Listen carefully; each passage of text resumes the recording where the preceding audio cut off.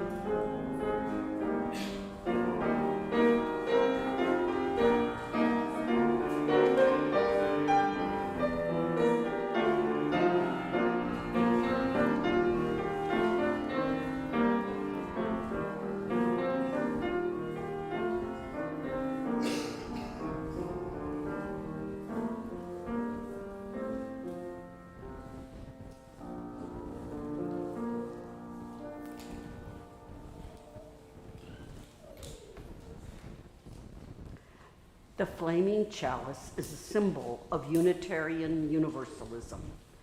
As Bob lights this chalice to signify that we are entering into a sacred space, we will listen to the words of Tracy Johnson. We kindle our chalice flame this morning, awakening the fire of our ancestors in our hearts. Beacon of freedom held out to light the way. Light of reason illuminating the path.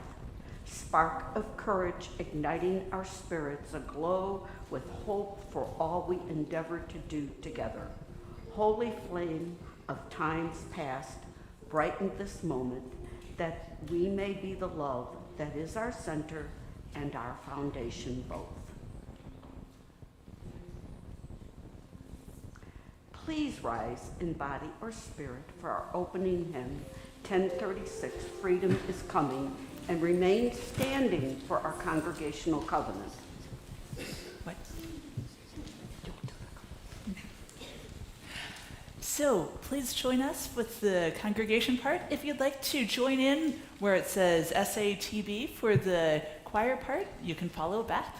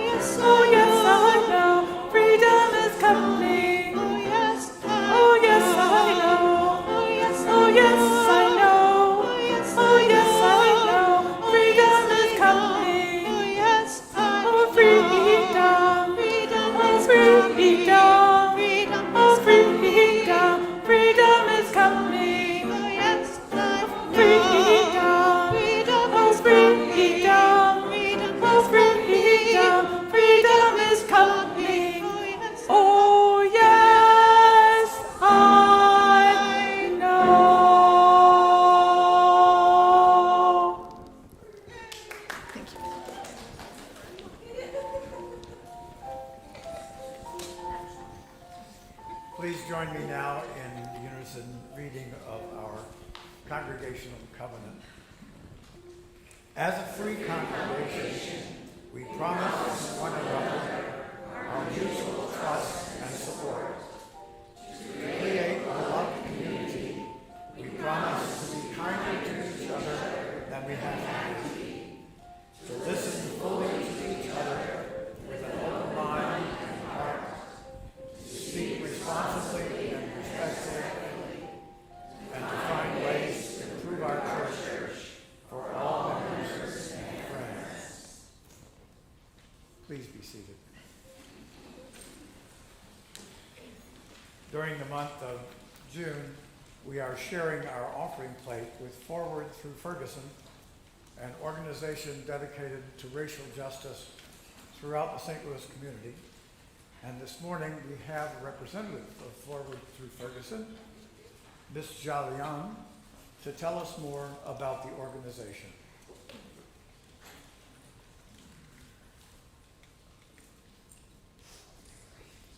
Good morning, everyone. Thank you. Oh, you're such a friendly congregation. This is so great. So my name is Jalian Yang. I'm the Director of Storytelling and Communications at Forward Through Ferguson. Thank you so much, Barbara, for the warm invite and welcome here. Last time I was here, we did a screening of Transforming 911, which is one of the many projects that we work on. So if you're not familiar with Forward Through Ferguson, we emerged in 2015 when the Ferguson Commission sunsetted to hold the St. Louis region accountable for the 189 calls to action that the region needs to take towards racial equity that the Ferguson Commission named. So we do that in a variety of ways. My favorite, of course, being storytelling. But there are also other ways like policy and data. We build racial equity capacity through training and workshops.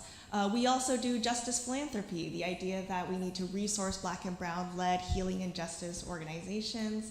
And we also do coalition support and strategy because we know that we cannot do this work alone.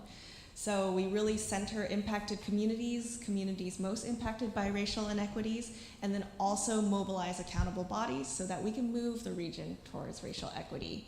Like I mentioned, Transforming 911 is one of the projects I'm most excited about. The idea being that when you call 911, you should get a quick and accurate response. And unfortunately, for those of you who've been paying attention to the May 16th tornado, that was not the case. And so it's one of those things where if we don't pay attention to things related to racial inequities, we will learn about the consequences later, unfortunately. So we have been advocating for non-police first responder alternatives, and also for things like first responders to get pay that is adequate for the trauma that they experience on a day-to-day basis, staffing levels that make sense, consolidated, streamlined services, and things like that. The other thing that we're really excited about this year is, first of all, that it is 10 years since the founding of Forward Through Ferguson, and with that, we are also hosting the St. Louis Racial Equity Summit. So we are the founder of this gathering, and we do this every other year. And so if you're free and interested, August 8th through 9th at the University of Missouri, St. Louis, hundreds of racial equity advocates will be gathering. There'll be amazing sessions and gatherings. And something that we're saying right now, especially with the current administration, is that equity is not a dirty word. So if you are one of those people that agree with that, I hope you support Forward Through Ferguson. There is a QR code here for the shared plate, and also say hi to me after the service. Thank you so much.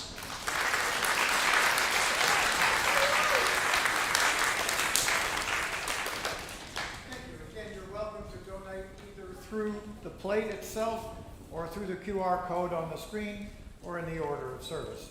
Or you can text Eliot and shared plate, one word, plus the amount you wish to give to 73256. And the link in the reply text will take you to our secure giving platform. Let us be a generous people.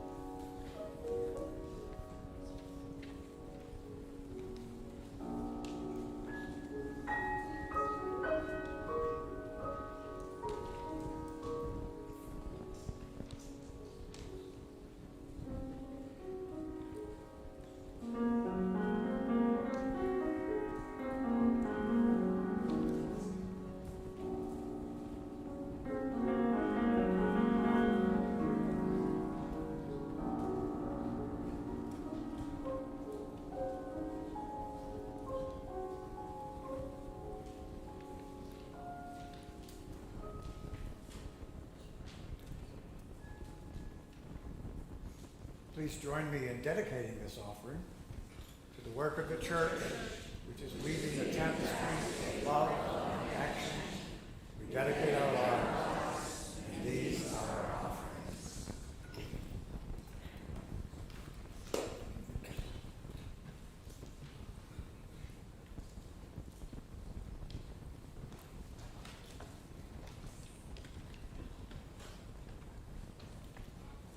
For our wisdom story today, children of all ages can remain in their seats. The title is I Want What I Want When I Want It. Lucy and John were excited. Before school ended, the students submitted a summer social justice project. By social justice project, the school meant something to make the world a better place. Then in fall, they would report back on how that project went. Lucy and John decided they were going to feed kids. Last summer, they hung at the local park because the park had all sorts of stuff to do. But when lunch break came, some kids had no lunch. But this summer, John and Lucy were determined no kids would go hungry.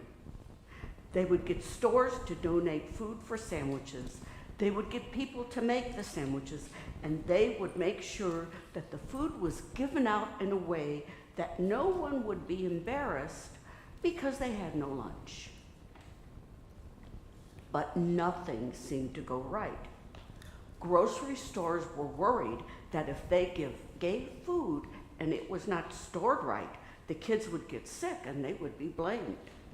Parents worked at jobs or had other children to care for and could not come to the park to make sandwiches.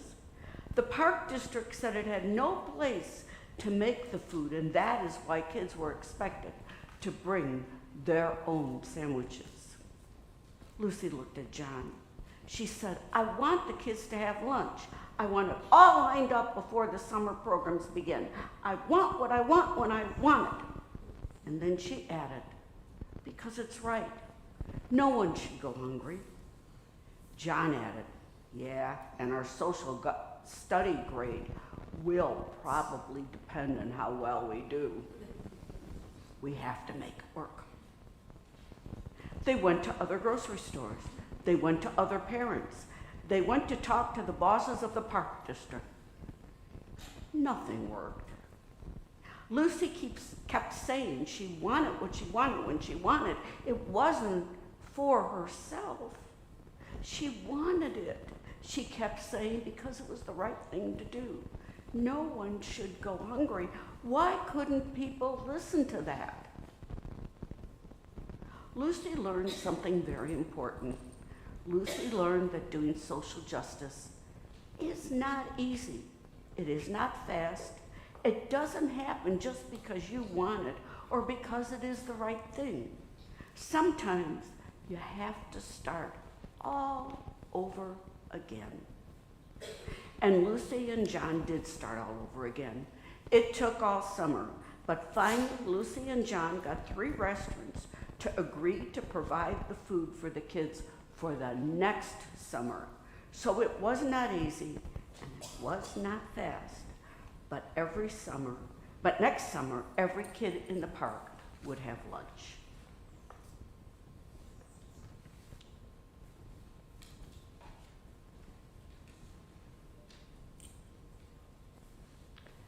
We use the prayer by George Gimmick Beach for our meditation today.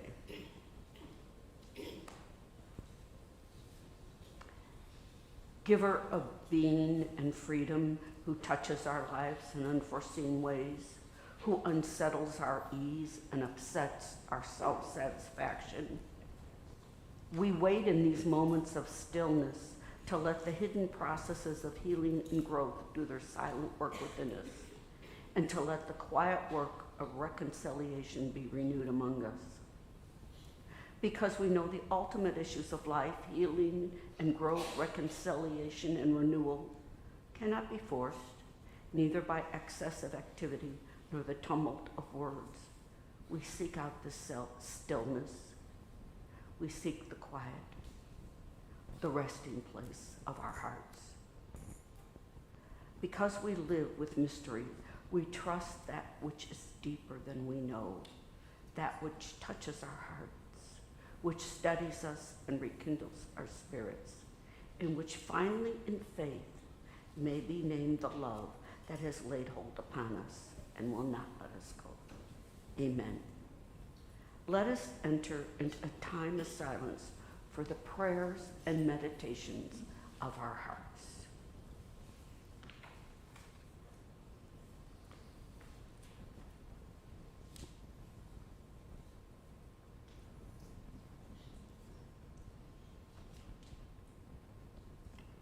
Let us speak the names of those we would hold in care.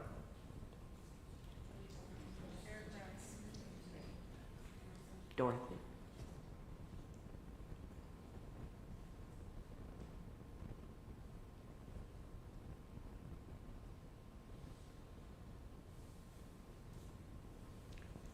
Amen and blessed be. Please remain seated for our meditative hymn, number 352, Find a Stillness.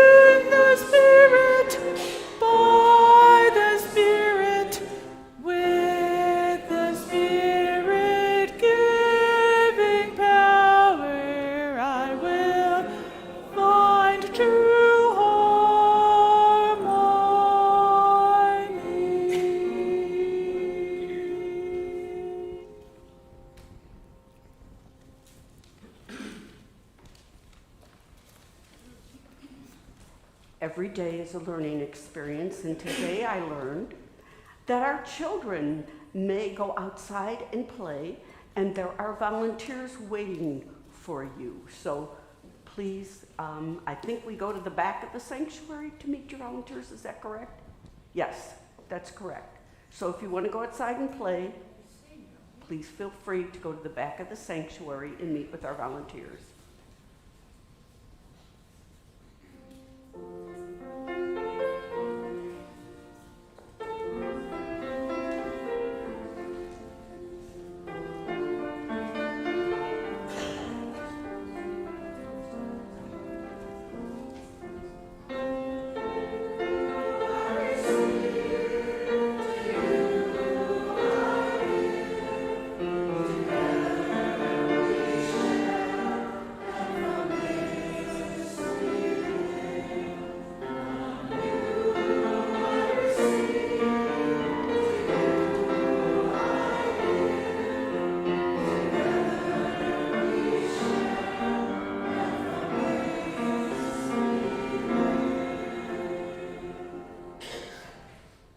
Well, the kids got the message because they all went out.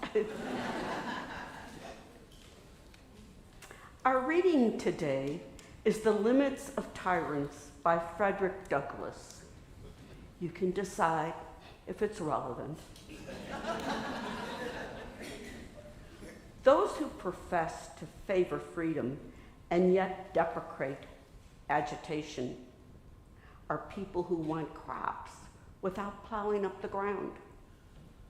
They want rain without thunder and lightning. They want the ocean without the awful roar of its waters.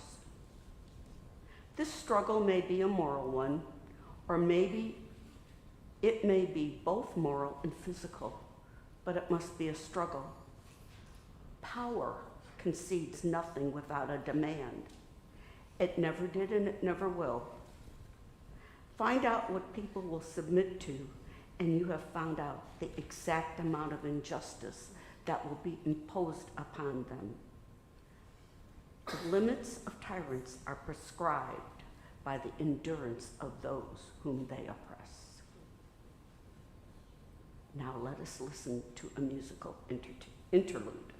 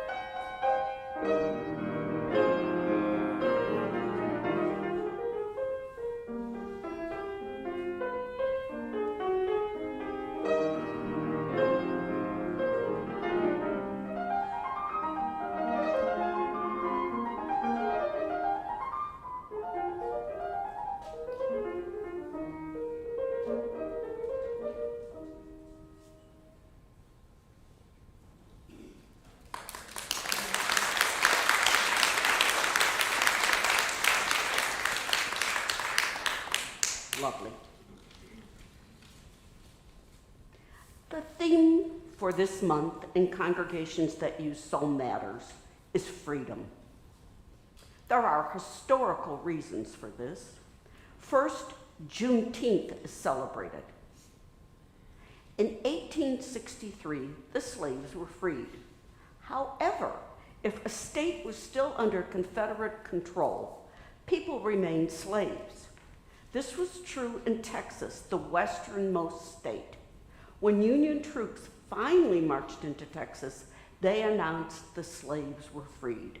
It was on June 19, 1865, 2 years after the Emancipation Proclamation, that all slaves were finally freed.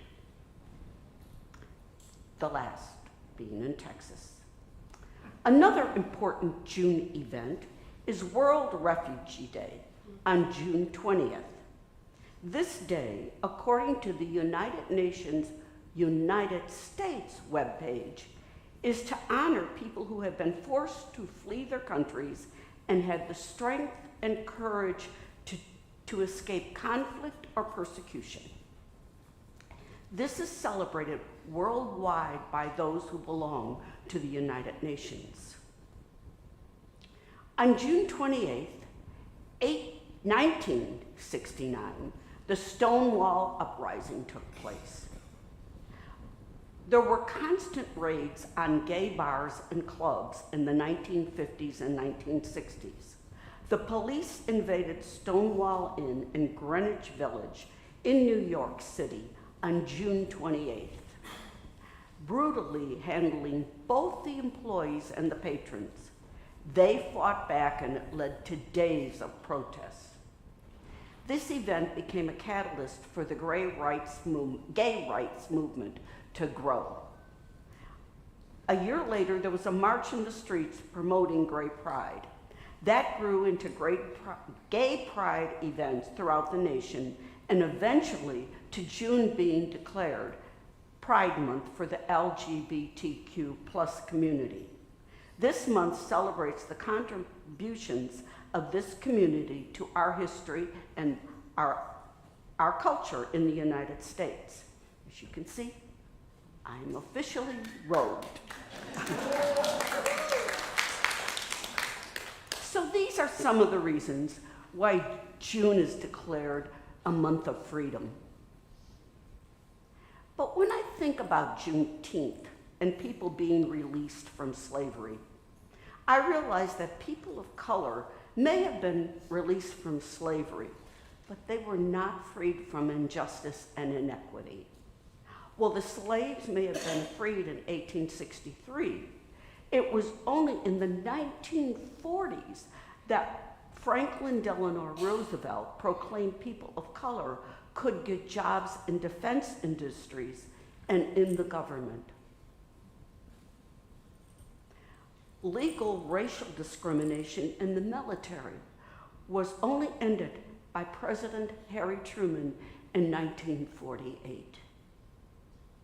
But discrimination in many other types of employment, including union jobs, remained.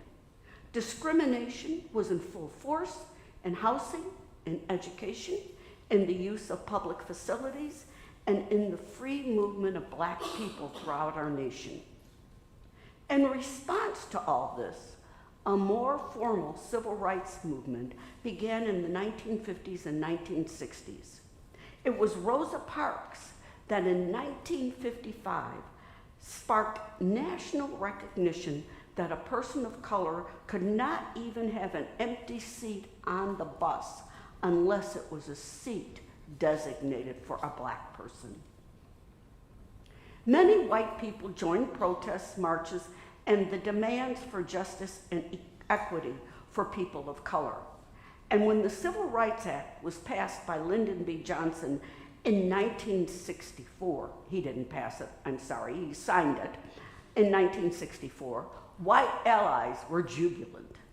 We remained jubilant when subsequent civil rights laws were passed in 1968, in 1974, and in 1988. We really thought we were on our way to ending racism. Therefore, many white allies, including myself, thought in the 70s we could move on to women's rights. In the 1960s, what is called the second wave of women's rights began. Betty Friedan's The Feminine Mystique was a book that ignited the women's movement. It documented the emotional and intellectual oppression that middle-class educated women experienced. The women's movement was not an inclusive movement. It did not include women of color, women of the working class, or women who did not pursue a career outside of the family. You can look up the history of the women's movements in the 1960s and 70s to verify this lack of inclusiveness. I think the fact that the Equal Rights Amendment did not pass was the first lesson that many white people, including myself, had about civil rights. We learned that some people in our country thought only certain people should have equal rights. And women did not fall in that category. Not even rights over our own body, as the Supreme Court recently informed us. LGBTQ rights were scaled back this very month when their contributions are supposed to be recognized and supported. And we have seen how immigrants have been treated despite the celebration of World Refugee Day in June. So the first lesson we learned is that many believe that not all people are entitled to the same rights. We had another lesson to learn. It is a lesson that people of color tried to teach us long ago. That lesson is that passing laws does not change hearts. Racism, misogyny, homophobia, hatred of anyone seen as different permeates our country. When people are so afraid of people that they see as different, it turns to hatred. Limiting the rights of those seen as different makes those who are afraid feel safe.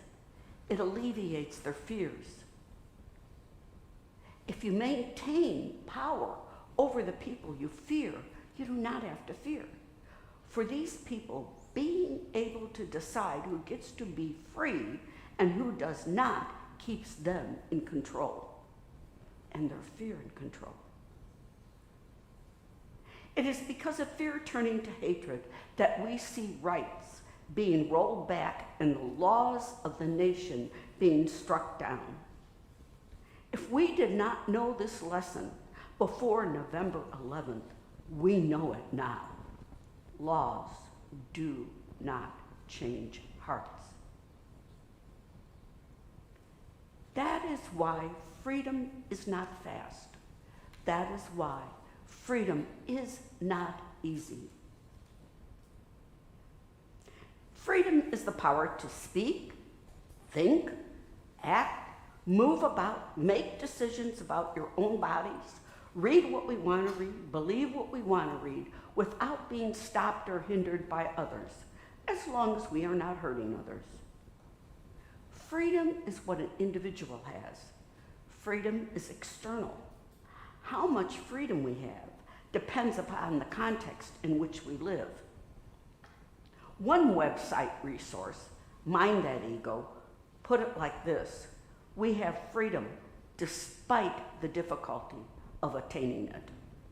So while we celebrate freedom in this month, history teaches us that freedom is precarious, always at risk, and something we must always strive for.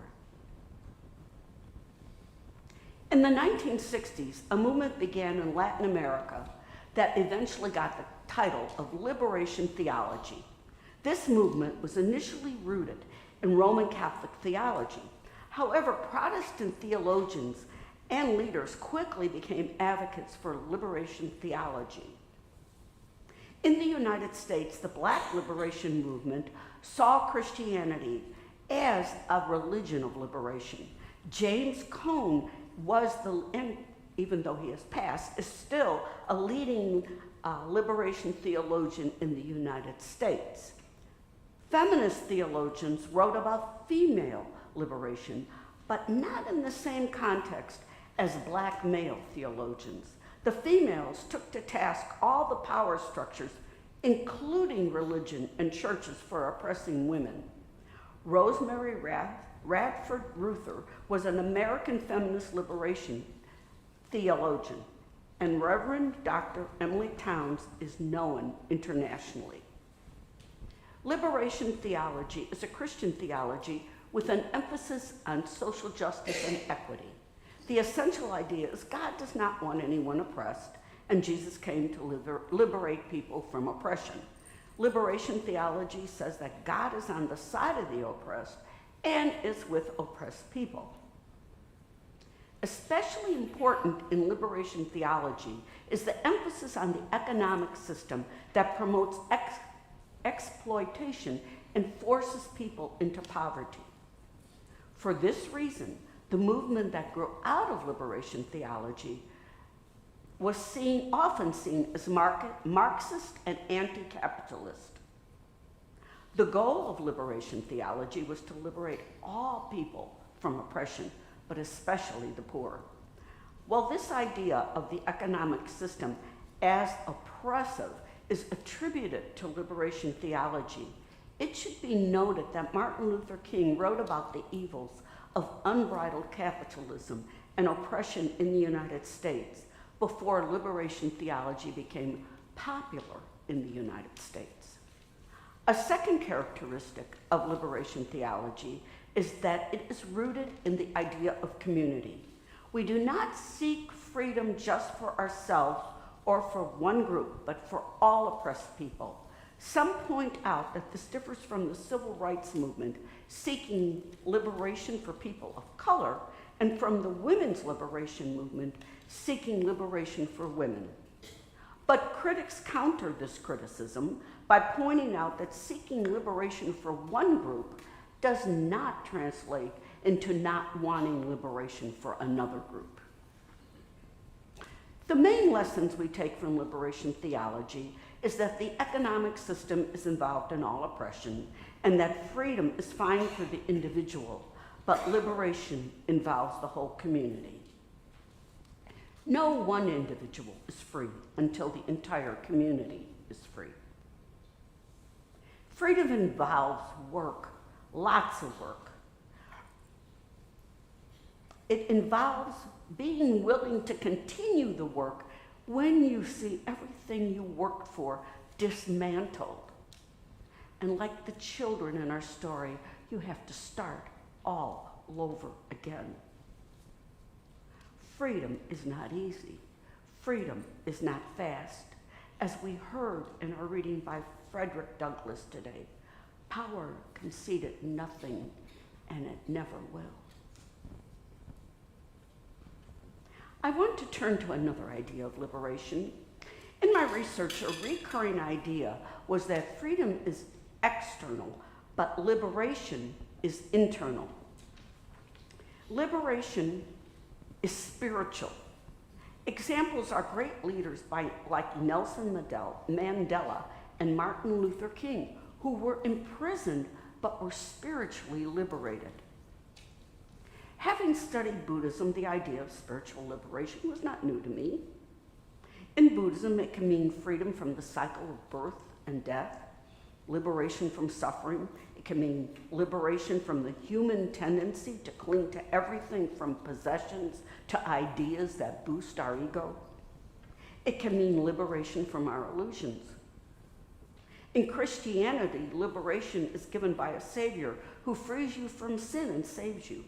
Different Christian sects have different ways of interpreting this, but the common denominator is that Jesus is the liberator. Being a Unitarian Universalist, I asked myself, what do you have to say about liberation? And how does that relate to freedom? So I did what every great scholar does. You know, I Googled it. I asked, how do Unitarian Universalists think about liberation? Put that in the search line. I was surprised to see that the UU Worship website came up. For those of you who may not be familiar with Worship Web, it is a glorious site that the UUA has that covers everything about worship. I discovered it years ago when I was a worship associate at the First Unitarian Church of Alton. And in answer to my question, how do UUs think about liberation, up came the words of Emily Towns, the leading feminist theologian I spoke of earlier. Towns says, liberation is the process of struggle with ourselves and with each other that begets the transformation of all of us to our full humanity. Through liberation, freedom may be manifest, but freedom is not a permanent state of being. When we are made whole, We are asked to give it that wholeness. Liberation is dynamic. It never ends. Now, we have permission to quote anything that's on Worship Web. However, I really want to cite the source because they give the source on Worship Web. This is from Town's essay, Ethics as an Art of Doing the Work Our Souls Must Have. And it's published in a book, Women, Theological Ethics, a Reader. So that's where that came from. Now, I always thought of liberation as a process of being freed from something, like clinging to possessions or cherished ideas. But Towns changes the whole idea of liberation. She declares it's a struggle, which means it's like freedom. It's not easy, and it is not fast. It is a struggle with ourselves and with others. So like other liberation theologians, she sees that liberation is a communal process. But it does not move away from something, but toward something. What comes from this liberation struggle is transformation. To what? Town says, to our full humanity. Now, why is this a struggle? In my opinion, it is because so much of the world, or at least our society, wants to keep us in silos away from each other. It wants us to be good consumers of goods and good consumers of our culture without any thought. And that is a very limited version of humanity.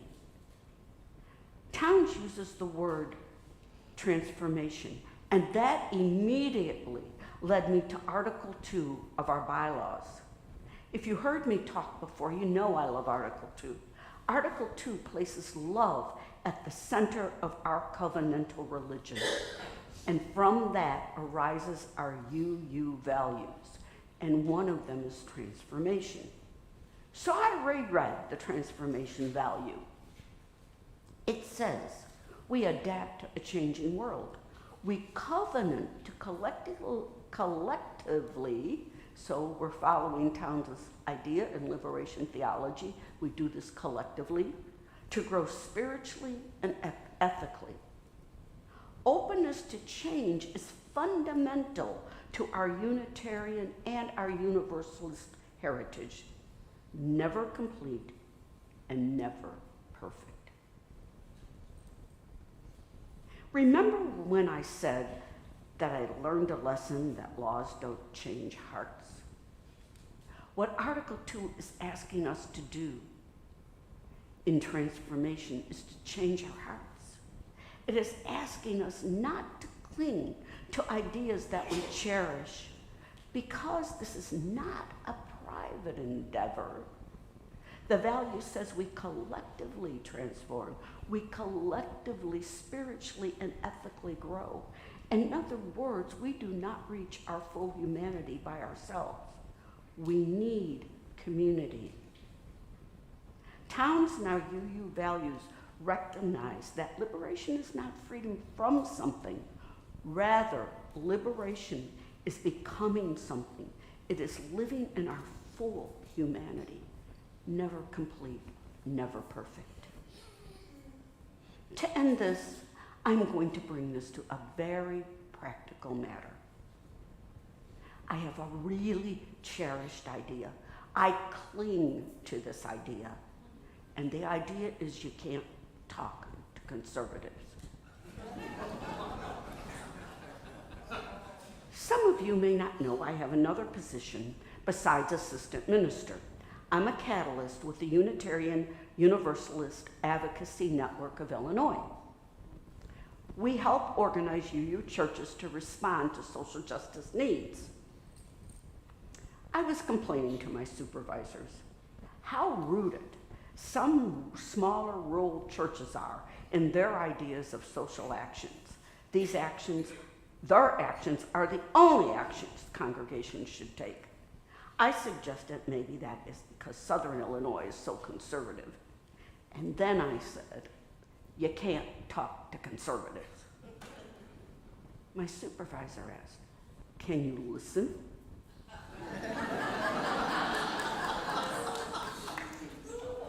I wanted to ask him without rolling my eyes. Luckily, I caught myself and didn't say that. I just simply said yes. Then I realized I was going to have to do a lot of practicing, of listening to people sharing conservative views without jumping in, without countering their ideas immediately. Now, I live in a little small community, and when I shop in my little community, I get to know the merchants, I get to know the cashiers. So I decided I'd try to practice listening. And so I would do that instead of just walking away when they give their conservative views. It was difficult. I wanted to counter their ideas.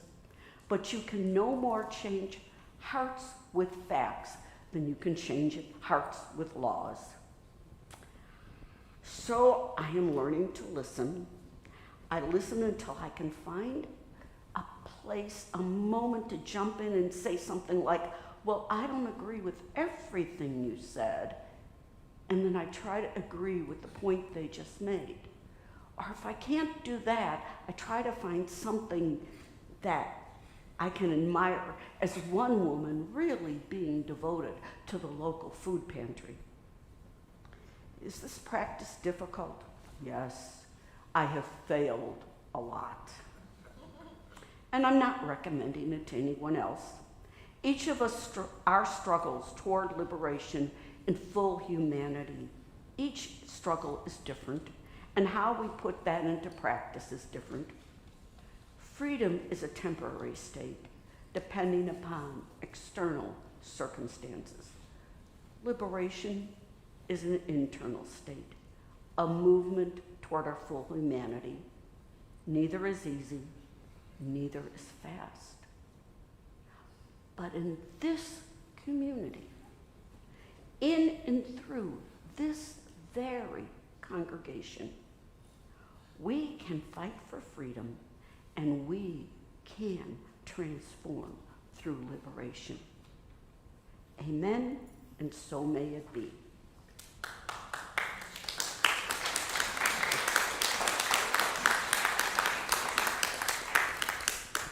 Please rise in body or spirit for our closing hymn, "Love Will Guide Us," and then remain standing as we close the service.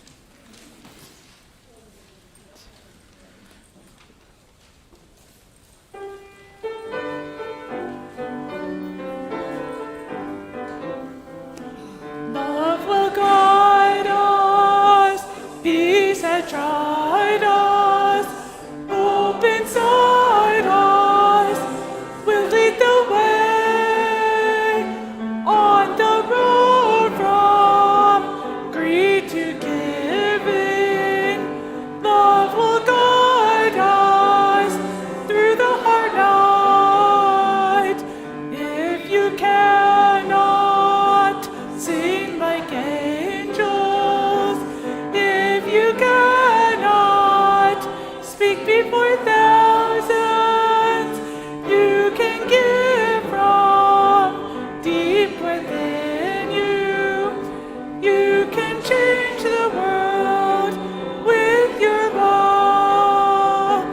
Love will guide us, beside us, hope inside us will lead the way on the road from greed to giving.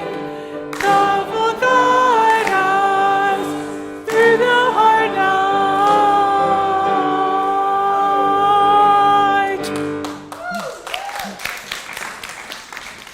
Please join me as we extinguish our chalice. We extinguish this chalice, but not Not the the light, light of truth, the warmth of divinity, these we carry in our hearts until we are together again.